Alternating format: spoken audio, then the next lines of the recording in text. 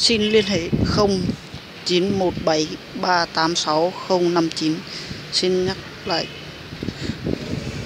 đội nhân viên sửa chữa máy năng lượng mặt trời 0917386059.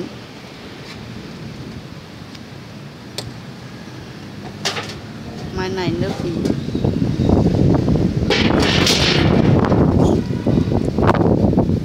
ở bên Thái D1.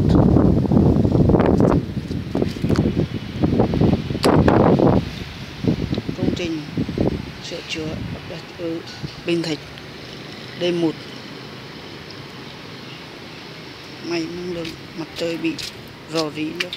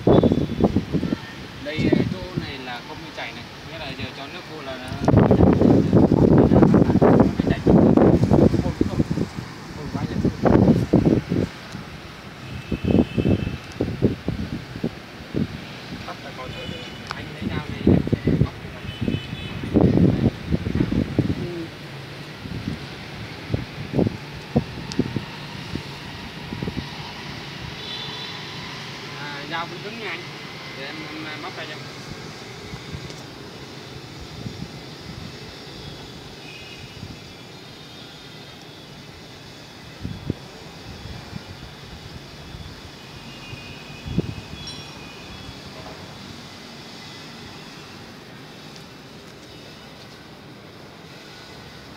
Hết rồi.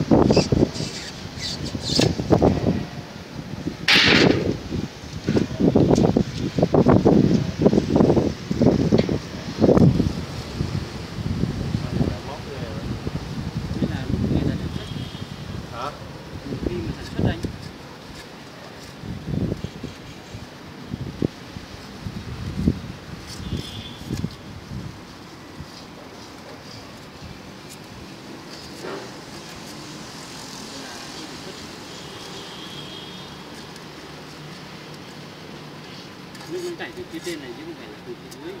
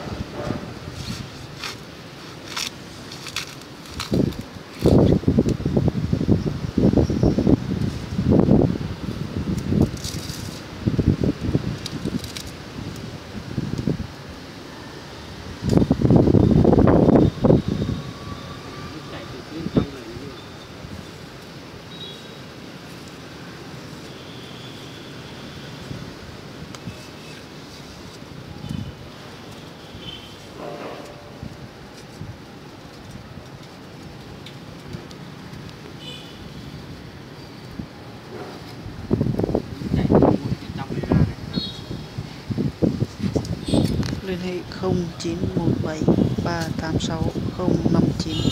Xin nhắc lại một lần nữa, đội ngũ nhân viên sửa chữa máy năng lượng DHK 0917386059.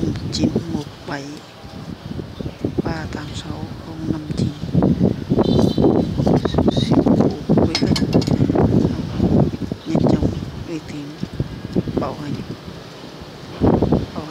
bảo trì cho máy năng lượng mặt trời ở Bình Thạnh D1 Chủ nhà.